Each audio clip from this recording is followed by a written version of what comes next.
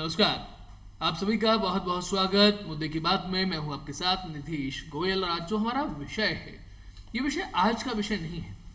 आज से करीबन 1.5 साल पहले से ये विषय लगातार चल रहा है और ये विषय इतना अप्रोप्रिएट आज भी बना हुआ है क्योंकि हम जिन चुनौतियों से आज जूझ रहे हैं वो अपना रूप बदल बदल कर हमारे सामने आ रही हैं। जी हाँ, कोरोना की तीसरी लहर, चुनौतियां एवं समाधान। चुनौतियां मनुष्य की हमेशा से पसंद होती हैं, लेकिन हर बार हम एक ही चुनौती से दो चार किस कारण से हो रहे हैं। क्या वो चुनौती अपना रंग तो बदल रही है, ये अलग बात है, लेकिन हमारी तैयारी या फिर हमारी कोई बेवकूफ़ी किसी कारण से उस चुनौती को आगे बढ़ने में सहयोग कर रही है। तो ऐसा सहयोग जो हमारे लिए नुकसानदायक हो, ऐसा किस लिए, इन्हीं सब बारे में आज हम चर्चा करने वाले हैं। क्या कुछ तैयारियां हैं, कैसे समाधान है, कैसे हालात हैं, और इन सब के बारे में चर्चा करने के लिए जो हमारे साथ आज स्टूडियो में उपस्थित हैं, आइए मैं उनका परिचय आप सभी से करा देता हूं। हमारे साथ हैं डॉक्टर GS गहलोत साहब, MD medicine specialist CGHS। Doctor साहब, आपका बहुत स्वागत दूरदर्शन स्टूडियो में, अभिनंदन। कैसे हैं डॉक्टर साहब? एकदम बहुत अच्छा हूँ साहब।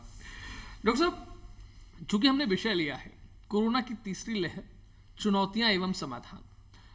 अभी हम लोग ये जानते हैं कि भविष्य में क्या होने वाला है, क्या नहीं होने वाला, हमें नहीं पता। या फिर मैं उसको यूं ही कह सकता हूं कि अगर हम आज से 20 साल बाद के लिए देखते हैं तो अपनी SIPs करवाते हैं, PF में फंड जमा कराते हैं, RD कराते हैं, FD कराते हैं। कोरोना की तीसरी लहर आएगी या नहीं आएगी, ये एक सवाल है, लेकिन अगर 1% भी उसकी संभावना बनती है तो हमारी तैयारियां क्या हैं? तो दो चीजें आपके लिए हैं, आएगी या नहीं आएगी, कितनी संभावना, और अगर थोड़ी सी भी संभावना है तो हम कितने तैयार हैं? दूरदर्शन के सभी दर्शकों को मेरा प्यार भरा नमस्कार। नीतीश जी, बहुत अच्छा मुद्दा और बहुत अच्छा क्वेश्चन जैसे आपने बताया है। सर्व विदित है और वर्ल्ड वाइड विदित है कि पेंडेमिक ने वर्ल्ड को ही, हिंदुस्तान को ही नहीं पूरे वर्ल्ड को ही बहुत बुरी तरह से अफेक्ट किया है। और जो पेंडेमिक है इसने सोशल इकोनॉमिकली बुरी तरह से सारे वर्ल्ड को कोलैप्स किया है। मुद्दा है आज का थर्ड वेव का। जैसा कि आप बता रहे हैं कि थर्ड वेव आने की क्या पॉसिबिलिटी है, आएगी या नहीं आएगी, और आएगी तो उसको कैसे अपन काउंटर करना है। बहुत इंपॉर्टेंट चर्चा है, बहुत इंपॉर्टेंट आपका क्वेश्चन है।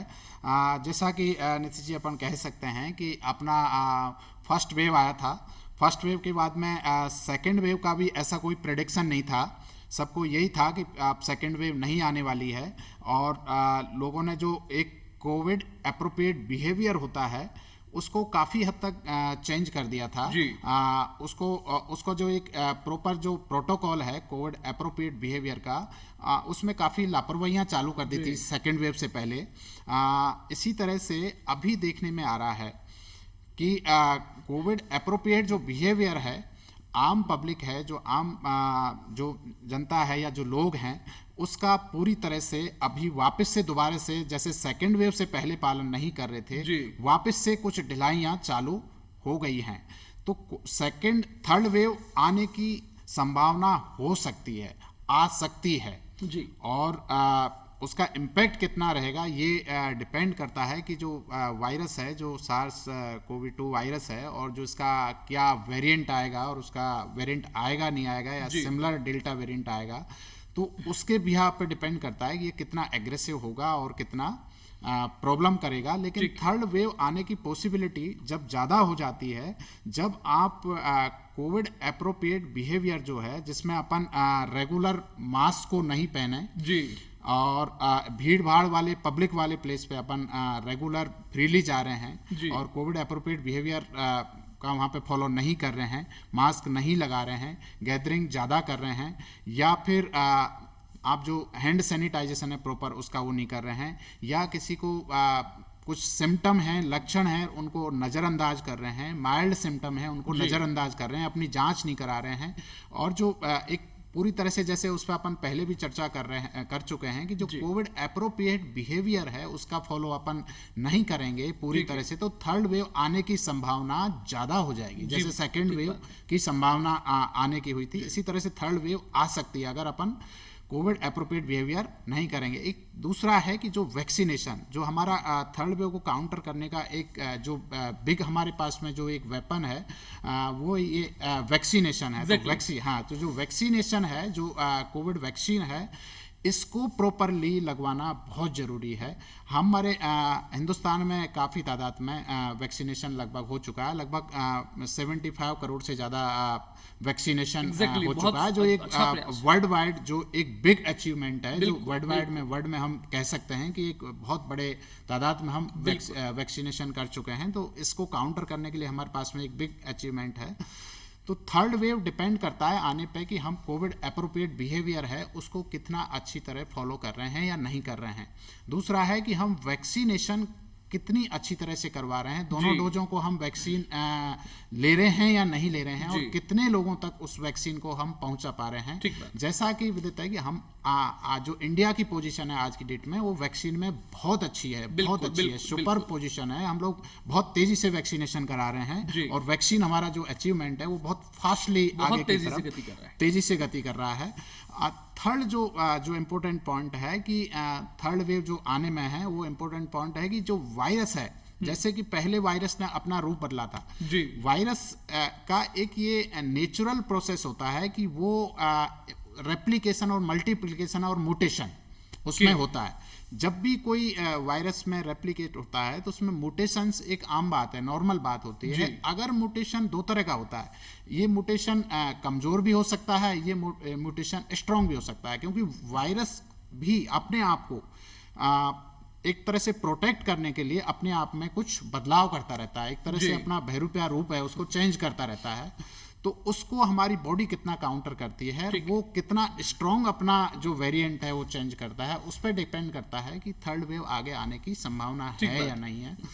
तो ये रही थर्ड वेव आने की पॉसिबिलिटी। अगर हम कोविड अप्रोप्रिएट बिहेवियर को ठीक से फॉलो नहीं करेंगे, अगर हम पूरी तरह से वैक्सीनेशन अच्छी तरह से उसका अचीव जो टारगेट है लगभग 80% का, उसको हम अच्छी तरह से अचीव नहीं करेंगे, और साथ में वैक्सीन किस करवट बैठता है उसका हम फॉलो नहीं करेंगे, तो थर्ड वेव आने की संभावना ज़्यादा होती है। क्योंकि जो वायरस होता है, जो इम्यूनिटी डेवलप होती है, जो वायरल का एक जो सर्किल है, जो साइकिल है, जो देखा गया है पिछले 20 महीनों में, हमने देखा है कि ये वायरस लगभग 6 मंथ में अपनी वेव चेंज कर रहा है। तो जो ये जो साइकिल है, जैसा अपन कह रहे हैं कि अपनी जो सेकेंड वेव आई थी वो मार्च और अप्रैल और मई के बीच में आई थी, तो ये थर्ड वेव आने की जो पॉसिबिलिटी है अक्टूबर और नवंबर के बीच में आने की एक संभावना है।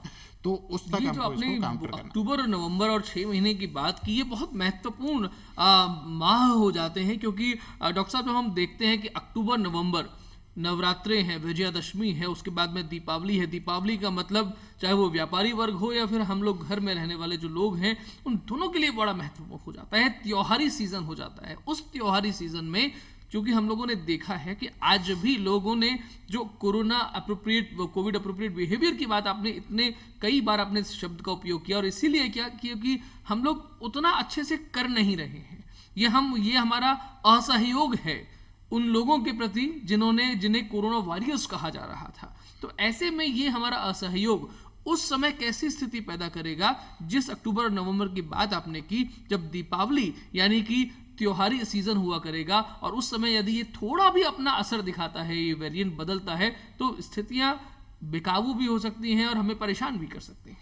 बिल्कुल नीतीश जी, ये बिल्कुल बहुत सही बात है कि जो ये थर्ड वेव आने की पॉसिबिलिटी है। जैसा कि हम सबको मालूम है कि जो सेकंड वेव में कितने लाखों लोगों की हमसे जो जुदा हुए हैं या बिछुड़ चुके हैं या जो हमसे दूर हो चुके हैं, तो दर्द उसको मालूम है जिसका अपना बिछड़ा है। तो दर्द, हम हिंदुस्तानी हैं, तो हमारा जो एक भी इंसान हमसे जुदा हुआ है या दूर हुआ है, तो वो हमारे लिए बहुत दुख की बात है और हमेशा दुख की बात रहेगी। तो अब दोबारा से जो सेकेंड वेव में जो स्थिति हुई थी, सेकेंड वेव में जो पोजीशन हुई थी, जिस तरह से उसको इंटरप्रेट नहीं कर पा रहे थे कि सेकेंड वेव भी आएगा, इस तरह से भी थर्ड वेव का प्लस माइनस दोनों चीज़ें कि वो आ भी सकता है अगर अपन लापरवाही पहले की तरह करेंगे। तो मेरा आम पब्लिक से या आम लोगों से ये रिक्वेस्ट है कि सोशल गैदरिंग जैसा बिल्कुल सोशल गैदरिंग नहीं करें, या जो सोशल मीटिंग होती हैं उनको बिल्कुल कोविड प्रोटोकॉल के थ्रू करें, या गवर्नमेंट की जो गाइडलाइंस हैं उनका बहुत स्ट्रिक्टली फॉलो करें। जहाँ पे सोशल गैदरिंग होती है उसको अवॉइड करें। मास्क, पब्लिक प्लेस पे जाते हैं तो मास्क जरूर पहनें, और हैंड सैनिटाइजर है उसका बिल्कुल विशेष तौर से ध्यान रखें, और सोशल डिस्टेंसिंग है उसका भी बहुत ज़रूरी ध्यान रखें। और जब भी किसी को कुछ कोविड जैसे सिम्टम दिखते हैं तो तुरंत अपनी नियरेस्ट जो सेंटर है उस पर जाकर के अपनी जांच कराएं। और वैक्सीनेशन का जो है, जो भी मेरे भाई बहन अभी वैक्सीनेटेड नहीं हुए हैं उनको ज़रूर अपना टीका जाके और ज़रूर से ज़रूर लगवाना चाहिए, जो 18 ईयर या उससे ऊपर के लोग हैं। बिल्कुल, आपने जो टीकाकरण की बात की कि वैक्सीनेशन ड्राइव के लिए इंतजार ना करें कि कोई आपको बुलाएगा, आमंत्रण का इंतजार ना करें, आप जाएं अगर समय हो चुका है। चूंकि आपने 18 वर्ष से ऊपर की बात की, डॉक्टर साहब हम थोड़ा सा नीचे की बात करना चाहेंगे, उनकी बच्चों की बात करना चाहेंगे, क्योंकि जब थर्ड वेव की बात आती है तो अक्सर ये एक मिथ मान लीजिए या फिर लोगों में एक डर मान लीजिए, जो कहा जा रहा है कि अब की बारी जो है वो बच्चों के लिए बड़ी परेशानी का सबब बन जाती है। और लोग सबसे ज्यादा अगर भावनात्मक रूप से किसी से टच में रहते हैं तो वो है नन्हे मुन्ने छोटे छोटे बच्चे, जिनके लिए वैक्सीनेशन अभी कोई हमारे पास हाथ में नहीं है लेकिन प्रक्रिया में है। तो उन पर क्या इफेक्ट्स हो सकते हैं, वो प्रक्रिया वैक्सीनेशन की बच्चों के लिए कहां तक पहुंची है और कब तक उसे अमल में लाने की संभावनाएं हमें दिख रही हैं? देखो नीतीश जी, ये बहुत अच्छा आपने टॉपिक उठाया। जैसा कि आप सबको विदित है कि भारत सरकार ने, गवर्नमेंट ऑफ इंडिया ने जो एक बड़े रूप में वैक्सीनेशन प्रोग्राम चला रखा है, और जो 18 साल या उससे ऊपर वाले लोगों का हम बहुत अच्छा जो अचीवमेंट है उसको अचीव कर रहे हैं, और उसको दिनादिन बहुत अच्छी तरह से जितना जो हमारा टारगेट है उसको बहुत जल्दी हम अचीव कर लेंगे। इसके बाद में बात आती है बच्चों की, जैसा कि न्यूज में और बाहर की बहुत सारी जो भ्रांतियां हैं, लोगों में एक डर है कि थर्ड वेव आ जाएगी या फिर कोविड होगा तो बच्चों पे उसका बहुत ज़्यादा कोई घातक हो जाएगा या कुछ ऐसा हो जाएगा। नहीं, कोविड जैसा कि अपन ने कहा कि कोरोना वायरस एक वायरस ही है और एक माइल्ड डिजीज है। जैसे खांसी जुकाम है वैसे ही एक आम खांसी जुकाम आम वायरस है, उसकी तरह से है ये भी एक वायरस ही है। और इसकी ऐसा देखा गया है, ऐसी स्टडीज़ हैं कि जो सेकेंड वेव में कोविड जो अफेक्ट हुआ था और जो बच्चे अफेक्ट हुए थे उनमें देखा गया कि लगभग 0.3% बच्चों की मॉर्टिलिटी है। जबकि यही हम इसी रेशो को हम एडल्ट में देखें और 20 से 30 साल के बीच के जो यंग हैं उनमें देखें तो इसकी जो एक तरह से जो सीरियसनेस थी या जो मॉर्टिलिटी थी वो 1.7% के लगभग थी। तो बिल्कुल डरने की बात नहीं है, लेकिन एकदम फ्री और आज़ाद होने की बात भी नहीं है कि अपन को ये अच्छी तरह से ध्यान रखना है कि जो थर्ड वेव नहीं आए तो बच्चों का भी स्पेशली उनको लर्न कराना है कि उनको भी जो कोविड अप्रोप्रिएट बिहेवियर है, बच्चे एकदम बहुत ज़्यादा गैदरिंग में खेले नहीं, गैदरिंग में नहीं जाएं, मीटिंग ईटिंग में या साथ में भीड़ भाड़ वाले इलाके में नहीं जाएं। और एकदम से हर फैमिली मेम्बर की जिम्मेदारी है कि वो बच्चों को जो कोविड अप्रोप्रिएट बिहेवियर है उसके बारे में अच्छी तरह से बताएं। तो थर्ड वेव अगर वायरस आ भी जाता है या इन्फेक्शन हो भी जाता है तो बच्चों में ऐसे डरने की जरूरत नहीं है। भारत सरकार ने बहुत एडवांस में सारी चीज़ें बच्चों को ध्यान में रखते हुए और काफ़ी बड़ा एक इंफ्रास्ट्रक्चर तैयार कर लिया है। हर तरह से हम लोग तैयार हैं। हमारा मेडिकल कॉलेज लेवल से लेकर सीएससी से लेकर के पीएससी से लेकर के और सब सेंटर से लेकर के हर सेंटर जो हमारी जो एक तरह से जो हेल्थ है हमारा जो डिपार्टमेंट है वो पूरी तरह से उसके लिए प्रशासनिक और वैसे तरीके से पूरी तरह से अलर्ट है और हम लोग पूरी तरह से उसके लिए तैयार हैं। 99% ऐसी पॉसिबिलिटी नहीं है, लेकिन 1% अगर आता भी है और होता भी है तो उसके लिए हम पूरी तरह से तैयार हैं। और तैयारी में अगर हो भी जाता है तो आपको डरने की बिल्कुल चिंता की बात नहीं है। जैसे एडल्ट में नॉर्मल भी कोई बीमारी होती है, नॉर्मल भी कोई फीवर आता है तो जितनी उसकी मॉर्टिलिटी रहती है या जितनी उसकी सीरियसनेस रहती है उससे कहीं कम 0.3% जो मॉर्टिलिटी है वो बच्चों की रहती है। और उसमें बच्चों में एडल्ट से काफ़ी कम मात्रा में इसमें खतरा होता है। ये बिल्कुल जो सोशल भ्रामक है कि बच्चों में ये बहुत ज़्यादा हो जाएगा। निश्चित रूप से ये कह सकते हैं कि हमारे एडल्ट में वैक्सीनेशन काफ़ी मात्रा में हो चुके हैं। बच्चों में अभी वैक्सीनेशन या 18 ईयर अभी वैक्सीनेशन नहीं हुआ है। वैक्सीनेशन बिलो 18 में बड़ी तेज़ी से उस पर काम चल रहा है और बड़ी तेज़ी से उसका ट्रायल चल रहा है। और एक जो वैक्सीन है उसको भारत सरकार ने अप्रूवल भी कर दिया है, जो 20 अगस्त को जाइकोड डी जो वैक्सीन है जायडस कैंडिला का, उसको भी बहुत जल्दी अप्रूवल हो गया। और वो नेक्स्ट ये कह सकते हैं कि अक्टूबर नवंबर में जहाँ तक है वो स्टार्ट हो जाना चाहिए उसका ड्राई वैक्सीनेशन का। तो उस टारगेट को भी जैसे हमने एडल्ट में अचीव किया है, उसी तरह से बच्चों में भी हम बहुत जल्दी उस चीज़ को अचीव कर लेंगे। यानी कि वैक्सीनेशन बच्चों के लिए भी हम संभावना कर सकते हैं कि अगले कुछ महीनों में बच्चों के लिए वैक्सीनेशन जो है वो शुरू हो जाएगा। बिल्कुल ठीक बात है। इम्यूनिटी सिस्टम की थोड़ी सी बात करते हैं। हालांकि अपने यहाँ चूंकि बच्चे जो हैं वो खेलते बहुत बढ़िया तरीके से और फिजिकल एक्सरसाइजेज उनकी जो बेहतरीन होती है, उन्हें अलग अलग तरीके के फिजियोथेरेपी की जरूरत नहीं होती है, वो पूरे दिन भर में इतना कर लेते हैं। लेकिन फिर भी कुछ विशेष बातें जो बच्चों के लिए उनकी इम्यूनिटी सिस्टम को डेवलप करने के लिए हमें सोचनी चाहिए, देखनी चाहिए। बच्चों को मैं यही कहूँगा कि सोशल डिस्टेंसिंग के साथ में बच्चे उसकी एज के हिसाब से जो सोशल डिस्टेंसिंग के साथ में उनकी एक्टिविटी करा सकते हैं। आप गेम्स वगैरह बहुत सारे हैं जिनको आप चूज कर सकते हैं डिस्टेंसिंग के हिसाब से। और साथ में एक डाइट जो बहुत इंपॉर्टेंट पॉइंट होता है बच्चों का, न्यूट्रिशन जो बहुत इंपॉर्टेंट होता है, न्यूट्रिशन का विशेष ध्यान रखें। बच्चों को प्रॉपर मात्रा में प्रोटीन, विटामिन, मिनरल, कार्बोहाइड्रेट और फैट की मात्रा प्रचुर मात्रा में अच्छी तरह से लें। पानी ज़्यादा से ज़्यादा पिए बच्चे। और जो नेचुरल चीज़ें हैं उनकी तरफ बच्चों का ओरिएंटेशन करें। जो नेचुरल डाइट है उनकी तरफ बच्चों का ओरिएंटेशन। जो फास्ट फूड हैं जैसे पिज़्ज़ा, बर्गर, चॉकलेट, इनको थोड़ा अवॉइड करें। बच्चों में निश्चित रूप से जो योगा, व्यायाम, प्राणायाम ऐसी चीज़ों की हैबिट डालें। बच्चों से आप रनिंग करा सकते हैं, साइकिलिंग करा सकते हैं। सोशल डिस्टेंसिंग के साथ में बहुत सारी ऐसी एक्टिविटी हैं जिनको आप करा सकते हैं, जो ग्रुप में नहीं करके और सोशल डिस्टेंसिंग के साथ में बहुत अच्छी तरह से उसको आप मेंटेन कर सकते हैं। तो मैं यही कहना चाहूँ कि बच्चों का भी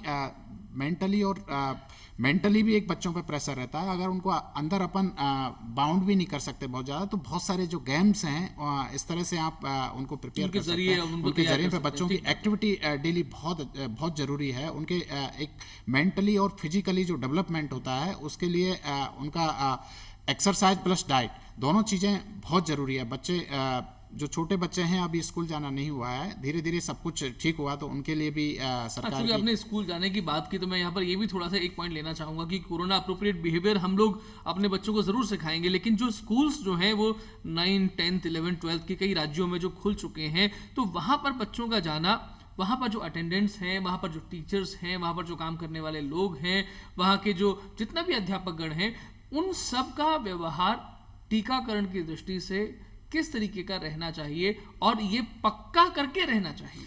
देखो नीतीश जी, ये बहुत अच्छा और इम्पोर्टेंट आपने जो क्वेश्चन है ये किया है कि बच्चे स्कूल जाना स्टार्ट हो गए हैं और बच्चों का लगभग 9 to 10 मैक्सिमम जगह स्कूलिंग चालू हो गया है। इसमें एक बहुत ज़रूरी इम्पोर्टेंट पॉइंट है कि जो स्कूल के जो वर्कर हैं जी, चाहे वो आया बाई हैं, चाहे वो गार्ड हैं, चाहे वो टीचर्स हैं, चाहे जो भी स्टाफ है स्कूल का, जो भी स्टाफ है वो सब इम्यूनाइज होना बहुत ज़रूरी है। उनको वैक्सीनेटेड होना बहुत कंपलसरी कर देना चाहिए। साथ में जो बच्चे हैं उनके पेरेंट्स और या जो अटेंडेंट हैं उनका वैक्सीनेशन भी बहुत ज़रूरी है। वैक्सीनेशन तो हर इंसान का जो भी 18 या इससे अबाउ ईयर के हैं जो ड्राइव चल रहा है वैक्सीनेशन का, उसका हर का होना बहुत ज़रूरी है। लेकिन फिर भी जो लोग अनवैक्सीनेटेड हैं उनसे मेरी रिक्वेस्ट रहेगी अभी भी, क्यों एक ये अपने पास में बहुत बड़ा वेपन है जो कोरोना की थर्ड वेव को काउंटर कर सकता है, वो है vaccination plus Covid appropriate behaviour. दो ऐसे इंपॉर्टेंट पॉइंट हैं कि इनके थ्रू हम काफ़ी हद तक इसको काउंटर कर सकते हैं। साथ ही स्कूल में जो बच्चों की एक्टिविटी हैं, ग्रुपिंग है, सोशल जो डिस्टेंसिंग है उसका बहुत ध्यान रखें। जो कोविड एप्रोप्रिएट बिहेवियर दूसरे रूप में कह सकते हैं, कोविड एप्रोप्रिएट बिहेवियर को अपन बार बार बोलते हैं, इसका मतलब यही होता है कि सोशल डिस्टेंसिंग को आप मेंटेन रखें, मास्क बराबर पहने और साथ में जो हैंड सैनिटाइजर है उसका उपयोग करें, नियमित रूप से उपयोग करते रहें। तो ये Covid appropriate behaviour plus vaccination दो ऐसे ड्राइव हैं जिनके थ्रू अपन थर्ड वेव को पूरी तरह से काउंटर कर सकते हैं और प्रिवेंट कर सकते हैं और आने से रोक सकते हैं। एग्जैक्टली आपने सही बात की, क्योंकि स्कूल्स जो है वो एक ऐसी जगह है जहां पर एक संख्या वो है जिनका वैक्सीनेशन नहीं हुआ है और दूसरी संख्या वो है जिनका वैक्सीनेशन हो गया है या फिर हो रहा है। ऐसे में बहुत ध्यान देने वाली ज़रूरतें हैं। और डॉक्टर साहब, ये जो मौसम है ये बदलाव का मौसम भी है। हम लोग देख रहे हैं कि कभी बरसात जो है वो एकदम से बढ़ रही है, कभी नहीं आ रही है। उसके बाद में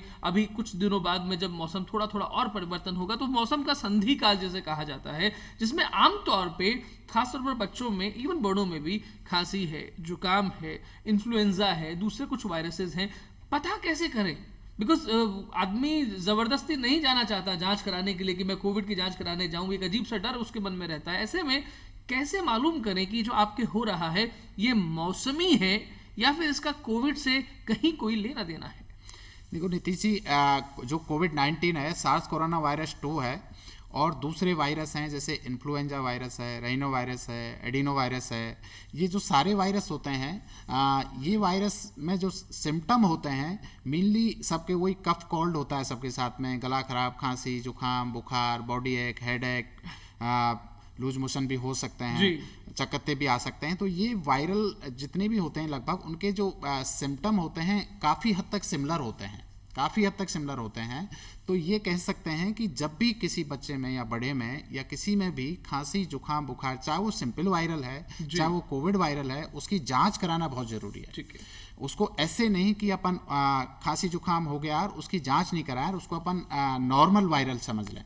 उसको नॉर्मल वायरल नहीं समझ के कोविड नहीं होना चाहिए। अदरवाइज कोविड एक को अगर उसको आपने नेग्लेक्ट किया, जांच नहीं कराई, तो वो कम्युनिटी में दूसरे लोगों के टच में भी रहता है, तो वो स्प्रेड कर सकता है। ये जो कोविड-19 वायरस है मेनली इसी तरह से स्प्रेड करता है, सुपर स्प्रेडर जिसको कह सकते हैं। ये बहुत फास्ट, बहुत तेजी से स्प्रेड करने वाला वायरस होता है। तो इसको ये गलती बिल्कुल नहीं करें कि अपन को अगर किसी को भी खांसी, जुकाम, बुखार या गला खराब हो रहा है तो उसको नॉर्मल या फ्लू वायरल नहीं समझें। सीजनल वायरस डेफिनेटली आते हैं, लेकिन कोविड वायरस को ध्यान में बहुत ज़रूरी रखना है, क्योंकि घर में बच्चों के टच में या दूसरों के टच में, बड़ों के टच में बच्चे रहते हैं, बच्चों के टच में बुजुर्ग रहते हैं, या सब लोग घर में जिनको बीमारी है वो लोग भी टच में रहते हैं। तो मेरी सभी से यही रिक्वेस्ट रहेगी कि अगर कोई भी वायरल लक्षण दिख रहा है किसी को, तो उसको उसकी जांच कराना बहुत जरूरी है। गंभीरता को समझना पड़ेगा। हाँ, गंभीरता को समझना पड़ेगा। ये एक तरह से कह सकते हैं कि ये थर्ड वेव को प्रिवेंट करने का एक दूसरा वे है कि उसको अपन नेग्लेक्ट नहीं करें कि ये नॉर्मल वायरल हो सकता है, सेल्फ इंटरप्रेट नहीं करें, उसको अपन को जांच कराना बहुत जरूरी है। दूसरे सीजनल वायरस भी अभी, या दूसरी बीमारी या मौसमी बीमारी भी अभी बहुत ज़्यादा, जैसे ही मौसम चेंज होता है, बरसात का मौसम आता है, बरसात से फिर सर्दी का मौसम आता है, तो दूसरे वायरल या दूसरे इन्फेक्शन भी बहुत एक्टिवेट हो जाती हैं, दूसरी सीजनल बीमारी भी बहुत एक्टिवेट हो जाती हैं। जैसा अभी देखने में आ रहा है, दूसरे जैसे डेंगू फीवर है, अभी काफ़ी मात्रा में उसके केस दिखा रहे हैं। मलेरिया है, ये भी सीजनल एक वो है। इस मलेरिया के केस हैं, डेंगू के केस हैं, टाइफाइड के केस हैं, लूज मोशन वाले केस हैं। तो ये जो सीजनल बीमारियां जिनको अपन कम्युनिकेबल डिजीज कह सकते हैं, जो एक से दूसरे में जैसे स्प्रेड करती हैं, इनमें हमेशा सबको ध्यान रखना ही होता है।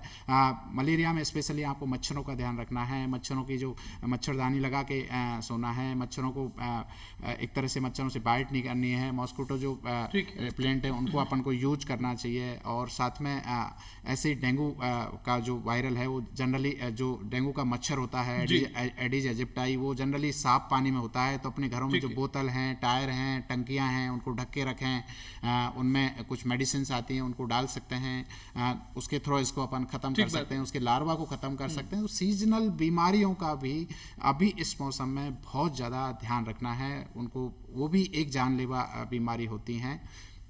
एग्जैक्टली वो जो सीजनल बीमारियां हैं उसको हम कैसे टैकल करें। और साथ साथ में हम कार्यक्रम के अंतिम भाग में पहुंचे, तो बहुत संक्षिप्त में आपसे जानना चाहेंगे, क्योंकि पोस्ट कोविड ऐसी चीज़ें नहीं हैं कई बार जहां पर आदमी ठीक हो गया, उसको कोविड नहीं है उसकी, लेकिन उसको समझ नहीं आ रहा है कि मेरे साथ में ऐसा क्यों हो रहा है, मेरे को कुछ परेशानियां हैं, कुछ अलग लग रहा है, अजीब सा लग रहा है, कोविड नहीं है, उसको नेगेटिव है रिपोर्ट। देखिए नीतीश जी, ये कहना चाहूँगा कि जो पोस्ट कोविड सिम्टम है, एक तो जो कोविड का फियर है, कोविड 19 का फियर है जिसको हो चुका है, या जो लगभग 90% लोगों में तो कोई ऐसी चिंता की बात होती ही नहीं है। उनमें माइल्ड सिम्टम आते हैं, और माइल्ड सिम्टम होके कुछ को मालूम लगता है, किसी को नहीं लगता है, और होके निकल जाता है।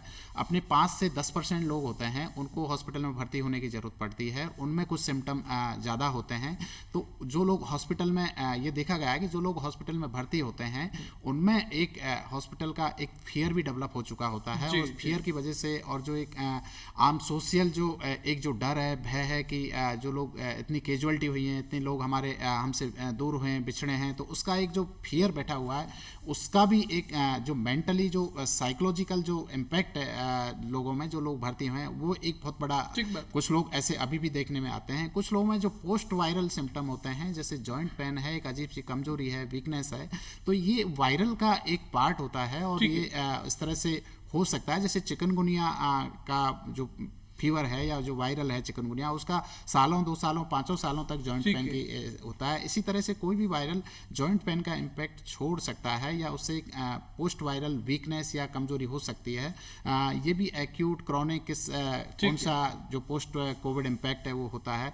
पोस्ट कोविड में बहुत सारी चीज़ें, जैसे किसी का सांस फूल रहा है, तो कुछ हार्ट पे भी कुछ लोगों के इम्पैक्ट आता है, या फेफड़ों पे भी इम्पैक्ट आता है। तो ये एक इवैल्यूएट का ऐप है, जिसमें अगर किसी को कोविड हुआ है तो पोस्ट कोविड में उसका इवैल्यूएशन बहुत ज़रूरी है कि वो किस फेज में है, या कहाँ क्या सिम्टम आ रहे हैं, उसी हिसाब से उसको मेडिसिन दी जाती है। अगर किसी को हार्ट के सिम्टम आ रहे हैं तो हार्ट की जांच करके और उसको उसी हिसाब से दवाई दी जाती है। अगर किसी को फेफड़ों के सिम्टम आ रहे हैं तो फेफड़ों के हिसाब से उसकी जांच की जाती है। दिमाग के अगर मेंटल किसी को सिम्टम आ रहे हैं तो उसके हिसाब से अपन को उसकी दवाई दी जाती है। यानी कि अल्टीमेटली कि जो आपने पहले कहा था कि अपना दिमाग जो है वो ज़्यादा ना लगाएं। अगर शरीर में कुछ अजीब सा आपको अनुभव हो रहा है तो उस अनुभव को किसी अनुभवी के साथ जाके साझा करें, यानी कि अपने डॉक्टर के साथ जाके साझा करें। वो आपको बताएंगे कि असलियत में चल क्या रहा है और आपको आगे कैसे बढ़ना चाहिए। चूँकि डॉक्टर साहब हम कार्यक्रम के अंतिम भाग में पहुँच चुके हैं, तो आपसे एक ये चीज़ जानना चाहेंगे कि विश्व स्तर पर, क्योंकि भारत ने जो जितना हम लोगों ने देखा है, चाहे वो न्यूज़ मीडिया हो, आर्टिकल्स के जरिए हो, भारत का प्रदर्शन, जो कि आपने शुरुआत में ही कहा, 75 करोड़ से अधिक टीकाकरण वैक्सीन हम लोग लगवा चुके हैं, and it's a big deal. तो दुनिया भर में देखें तो भारत का प्रदर्शन कैसा रहा है, और आज के आधार पर भारत अपने आप को आगे के लिए कैसा देखता है? देखो नीतीश जी, ये बहुत अच्छा क्वेश्चन है आपका। हम पूरी तरह से तैयार हैं। जैसे विश्व लेवल पर अपन इंडिया को देखते हैं या हिंदुस्तान को देखते हैं तो हम लोगों ने बहुत अच्छा प्रदर्शन किया है। इंडिया जैसे जहाँ की पॉपुलेशन लगभग 140 करोड़ लोग हैं यहाँ पे, तो उस हिसाब से देखते हुए हम लोगों ने जैसे दूसरे कंट्रीज या वेस्टर्न कंट्रीज को हम देखें, जैसे यूएस है, इजराइल है, वहाँ पे थर्ड वेव भी आई है। इतनी जो मोर्टिलिटी रेट है वहाँ की, जो मोर्टिलिटी डाटा है वहाँ के, जहाँ पे सबसे नंबर ऑफ केस है वहाँ के, मैक्सिमम केस है वहाँ की मोर्टिलिटी रेट सबसे ज़्यादा रही है, वहाँ की कैजुअलिटी सबसे ज़्यादा रही है। तो ये सारा सिनेरियो अपन देखते हैं तो इंडिया ने एक बहुत शानदार और बहुत अच्छा प्रदर्शन किया हर लेवल पे, चाहे वो वैक्सीनेशन पे देखो, चाहे वो मैनेजमेंट अरेंजमेंट से लेके देखो, जो हमारी जो मोर्टिलिटी रेट है वो वर्ल्ड वाइज देखें तो एक हम बहुत ही एकदम लोवेस्ट लीस्ट मोर्टिलिटी रेट में है। जिस तरह से हमारा कंट्री पॉपुलेशन सबको देखते हुए तो हम लोगों ने बहुत शानदार प्रदर्शन किया है, और अभी भी हम एक बहुत शानदार प्रदर्शन वाले मोड पे हैं, जैसे वैक्सीनेशन ड्राइव के थ्रू भी, और सोशल जो कोविड एप्रोप्रिएट अवेयरनेस जो जितनी फैलाई गई है सरकार की तरफ से लोगों में, इवन जो बहुत सारे एनजीओज हैं, ग्रुप्स बने हुए हैं, लोगों ने अपनी अपनी सोसाइटीज में, अपने परिवारों में व्हाट्सएप ग्रुप्स के जरिए, सोशल मीडिया के माध्यम से, छोटे छोटे समूहों के जरिए अवेयरनेस को फैलाने में बहुत सहायता की है। यानी कि एक चीज़ होती है कि जिस तरीके से झरना ऊपर से बहता है, वैसे ही हम लोगों ने भारत सरकार के उस गाइडेंस में, मार्गदर्शन में, जहाँ जहाँ जब भी ज़रूरत पड़ी, कैसे कैसे गाइडलाइंस हमारे यहाँ तक पहुँची हैं, शायद उसी का असर है कि भारत की सरकार ने, भारत की जनता ने, भारत के सब लोगों ने मिलकर के एक सामूहिक प्रयास, वही एक चेतना जो कोरोना के विरुद्ध जन जागरण अभियान में सार्थक सिद्ध साबित हुई है। ये सफलता हमें आगे भी मिलती रहे, चाहे थर्ड वेव आए या कोई और बात हो, लेकिन हम बने रहें, हम टिके रहें और हम इसी तरीके से आगे बढ़ते रहें। डॉक्टर साहब, आपका बहुत बहुत धन्यवाद चर्चा में पधारने के लिए। सभी दर्शकों का धन्यवाद। नमस्ते।